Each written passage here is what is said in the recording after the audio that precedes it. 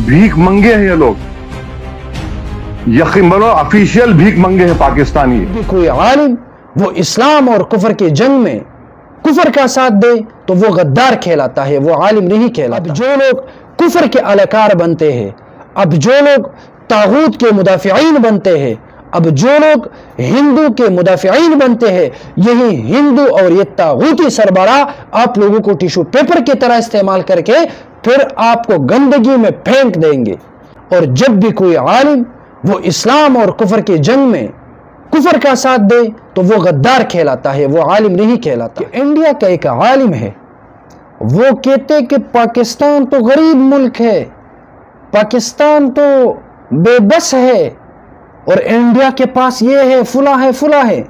अब उस मौलवी साहब को कहता हूं कि अब मजा आ गया। जिस मुल्क को आप गरीब कहते थे, उस मुल्क ने किस तरह आपके मुल्क की ईंट से ईंट बजा दी। जिस मुल्क पर आप हंसते थे,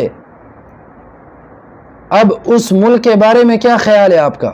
मोदी सरकार से पूछे, दरबारी मुल्ला, देख लिया आपने पाकिस्तान की गैरतमंद फौज की कार्रवाई, देख लिया आपने मुसलमानों के सीनों के अंदर गैरत और हिम्मत और बहादुरी और शुजात। मां की छट्टी का दूध याद दिला दिया या नहीं? अगर हिम्मत है तो सामने आ जाए, इंशाअल्लाह आपका भी वही हशर होगा जो तागूती उलमा का होता है।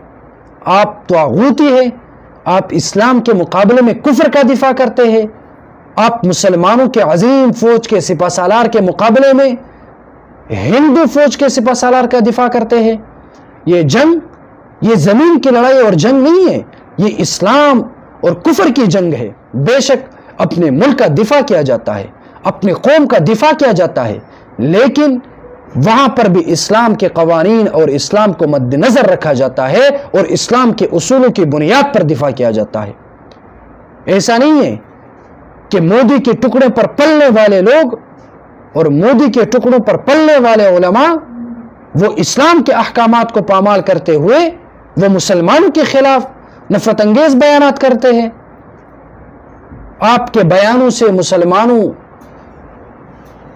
को बिल्कुल कोई परवाह नहीं, मुसलमानों का कोई नुकसान नहीं होगा, लेकिन आपके अंदर जो खबासत है उसका ज़ुहूर ज़रूर होगा।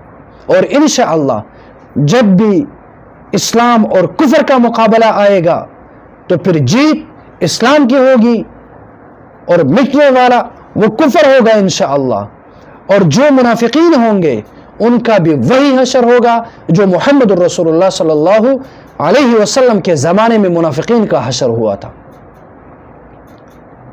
ये मोदी आप लोगों को टिश्यू पेपर की तरह इस्तेमाल करता रहा और आखिर में जब टिश्यू पेपर को इस्तेमाल किया जाता है तो फिर उसको रखकर उस पर फूलों की बरसात नहीं की जाती, बल्कि टिश्यू पेपर को इस्तेमाल करने के बाद उसको डस्टबिन में फेंक दिया जाता है।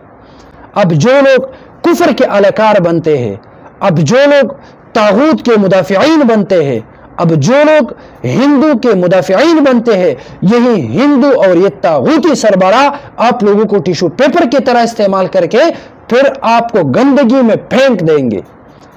तो इसीलिए इज्जत वो इस्लाम में है, इज्जत वो कुरान की तालीमात में है, इज्जत वो मुहम्मद रसूलुल्लाह सल्लल्लाहु अलैहि वसल्लम की तालीमात में है।